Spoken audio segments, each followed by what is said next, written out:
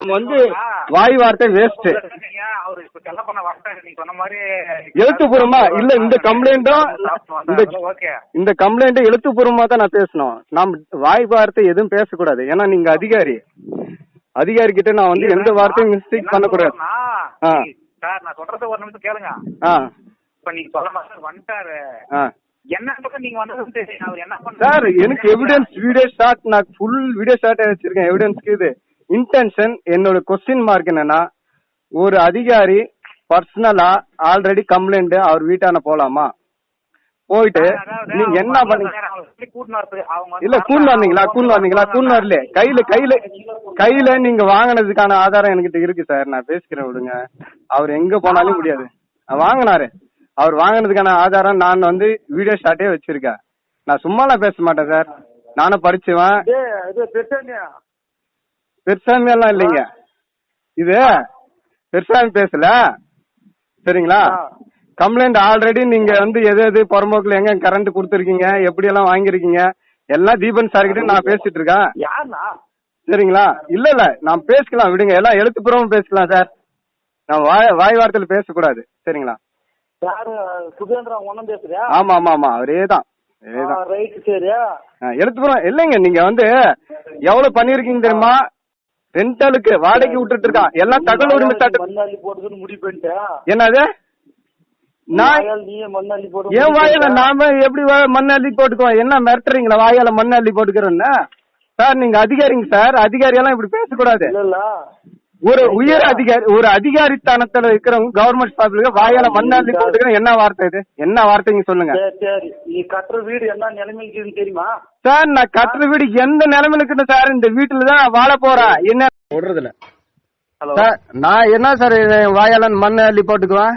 இது ஒரு அதிகாரி பேசுற வார்த்தைங்களா சார்? உங்ககிட்ட எவ்வளவு ரைட்ஸ் இருந்தாலும் அது பூரா எழுத்துப்பூர்வமா சட்டப்பூர்வமா பாருங்கன்னு நான் அன்னைக்கே சொல்லிட்டேன். நானும் சட்டப்பூர்வமா பாக்குறேன். வாயால மண் அள்ளி போட்டுக்கிறன்றது என்ன பெரிய வார்த்தை சொல்லுங்க? ஒரு அதிகாரி பேசுற வார்த்தைங்களா சொல்லுங்க? சாவு சார், அது வாயால மண் அள்ளி போட்டுக்கிறதுன்னா சாவு. அப்ப அவர் என்னை கொல்றாரா, சாவடிச்சிருவாரா? வாயில மண்ணு போடுறது வந்து நான் இறுதிக்கட்ட இது ஈமச்சடங்கு. ஈமச்சடங்க பத்தி அவர் பேசுறாருன்னா அவர் என்ன ரவுடியா? என்ன மிரட்டுறாரா? இல்லைங்க சார், அவர் பேசுற தோரணை அப்படிதான் இருக்கு சார். கண்டிப்பா இதெல்லாம் மன உளைச்சல் எனக்கு சார். உங்களுக்கு புரியும் நினைக்கிறேன். இது வாயால மண் அள்ளி போட்டுக்குன்னா என்ன அர்த்தம்? அதோட மீனிங் ஆஃப் வேர்டு. அப்ப என்ன கொன்றுவாரு அவரு? கட்டுற வீடு சார், நான் கனவு வீடு என்ன நிலைமைக்குதுன்னு சொல்றாரு அவரு. அவர் இந்த வீட்டு பிரச்சனை எவ்வளவு காசு வாங்கிக்கிறாரு எனக்கு தெரியும். 6000 ரூபாய் 3 பிரியாணி வாங்கினாரா இல்லன்னு கேளுங்க. சுப்பிரமணிய டாக்டர் புடின்னு போய் வச்சுக்கின்னு நான் எல்லாம் உண்மை கண்டாரு சோதனைக்கு நான் வர ஹைகோர்ட் வரையும் வரேன். அவர் ரெடியா? அவர் லஞ்சம் வாங்கலன்றதுக்கு உண்மை கண்டாரு சோதனைக்கு வர. தண்ணியில விளக்கத்துக்கு நான் கொடுக்குறேன். கலெக்டரேட்டுக்கு தண்ணியில விளக்கம் கொடுக்குறேன் சார். நான் ஐம் ரெடி டு ஃபேஸ். ஒவ்வொரு ஹியூமன் பீயிங்களோட ஃபீலிங். வீடு கட்டுறது, கல்யாணம், இது அதுல மண்ண நீ வாயால மண்ணை போட்டுக்கிறன்னா என்ன இறுதி சடங்கை பத்தி நீங்க பேசுறதுக்கு என்ன தகுதி இருக்கு? ஒரு கவர்மெண்ட் இருக்கிறவங்க இறுதி சடங்கை பத்தி பேசலாமா? வாயால மண்ணை அள்ளி போட்டுக்கிறேன்னா என்ன அர்த்தம்? இல்லையா? திட்டமிட்டு சதி பண்றீங்களா? திட்டமிட்டு கொலை பண்றீங்களா? யார் சார்? நானா? இல்ல அவரு அதுக்கு தானே வார்த்தை அது. ஒரே நிமிஷம் சார், நான் தப்பா இருக்கீங்க.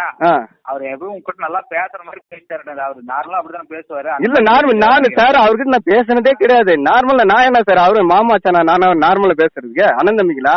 அவர் அதிகாரி. காலையில் கூட நான் கம்ப்ளைண்ட் கொடுக்கல, எங்க தம்பி கொடுத்தது. நான் கம்ப்ளைண்ட் கொடுக்கல, எங்க தம்பி. சரி சரிங்க சார். சரிங்களா? இந்த கம்ப்ளைண்ட் ஃபர்ஸ்ட்ல இருந்து நான் தான் தீபன் சார் கிட்ட நான் பேசிட்டு இருக்கேன். இதுன்னு இருக்கேன். நீங்க வந்து ஜாதிக்கு ஒரு நீதி அவங்க பண்ணாங்க, சரிங்களா? எங்களை எவ்வளவு மன உளைச்சல் பண்ணாங்க, சரிங்களா? இதுல RI தாசில்தார் எல்லாம் இன்வால்வ்டு. நீங்க புதுசா வந்திருக்கீங்க, உங்களுக்கு தெரியாது. சரிங்க சார். இது வந்து ஆல்ரெடி நான் வந்து 1100 கம்ப்ளைண்ட் பண்ணி கம்ப்ளைண்ட் ரிஜிஸ்டர் நம்பர் ஸ்டேட்டஸ்ல நான் வச்சிருக்கேன். எனக்கு வந்து வீடு கட்டுற பிரச்சனை இருக்கிறதுனால வீடு கட்டிட்டு அப்புறம் போலாம். எனக்கும் வந்து வாழ்வாதாரம்னு ஒண்ணு இருக்குல்ல, வைஃப், பொண்டாட்டி, புள்ள, வீடு இதெல்லாம் பாக்கணும்ல. உங்க பிரச்சனை எனக்கு சால்வ் பண்ணிட்டு இருக்க முடியாது. சரிங்க சார். அப்படின்னு தீபன் சார் கிட்ட நான் சொல்லியிருக்கேன். என் பிரச்சனை மூடிட்டேன், நான் வரேன். 2005 2016 சார் நம்மளுக்கு எவ்வளவு உரிமைகள் இந்த இந்திய அரசியலமைப்பு சட்டம் கொடுத்துனுக்குது, அந்த உரிமைகளின் படி நான் போலாம், தப்பு கிடையாது. சரிங்க சார். சரிங்களா? என்ன வார்த்தை அவர் சொல்றாரு? வாயில மண்ணை போட்டுக்கிறேன், நான் என்ன பண்ணுவாரு அவரு? அப்ப இங்க இருக்கிறவங்களை கிளர்ந்து இல்ல, இங்க இருக்கிற மக்களை தூண்டி விட்டு கிளர்ந்து விட்டு எனக்கு எதிராக சாட்சியங்களும் எனக்கு எதிராக தூண்டி விடுற வேலைகளை செய்யறாரா சார்? அவரு காலையில் கூட அவங்களதான் பயங்கரமா அசிங்கமா பேசினாரு. நான் வந்து நேர்ல இருந்தாலும் நான் சொல்றேன் சார், அவருக்கு தயவு செய்து ஒரு 5 நிமிஷம் கேளுங்க. இல்ல என்ன ஆச்சுன்னா, நீங்க எப்படி பண்ணு நாங்க ஓடி திரும்புறோம், வண்டி எடுத்து போலீஸ் ஸ்டேஷன் விடுங்க அப்படின்னு எல்லாம் சொன்னாரு. சரிங்களா? அவரு அப்படி மட்டும் தான் சார் சொல்லுவாரு. செல்லாப்பன் சார் அப்படி மட்டும் தான் சொல்லுவாரு. எனக்கு தெரியும் அவரை பத்தி. அவர் மட்டும் அப்படிதான் சொல்லுவாரு. அப்படி சொல்லியிருந்தா இந்த பிரச்சனை எப்பயே சால்வ் அவுட்.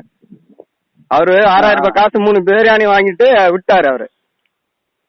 சரி சார், இப்ப வந்து ஒரே ஒரு விஷயம் என்னன்னா, நான் மன்னிப்பு கேட்டுக்கிறேன், தெரியாம ஒரு பேச இல்ல நீங்க மன்னிப்பு கேட்க கூடாது சார். நீங்க அது இல்ல மன்னிப்புன்றதும் இதுன்றது உங்ககிட்ட வந்து தாழ்மையா மன்னிப்பு கேட்டுக்கிறேன் எனக்காக. சரிங்களா? நான் இன்னும் வந்து எவ்வளவு சொல்றது தாழ்மையா இல்ல சார், அப்படி எல்லாம் வார்த்தையெல்லாம் விடாதீங்க, அதெல்லாம் தப்பு. நீங்களாம் அதிகாரிகள் உயிர் இடத்துல இருக்கிறீங்க. உங்க இடத்துக்கு எப்படி படிச்சு எவ்வளவு இரவு பகல படிச்சு அந்த இடத்துக்கு வந்து ரீச் பண்ணிருப்பீங்கன்னு எனக்கு தெரியும்.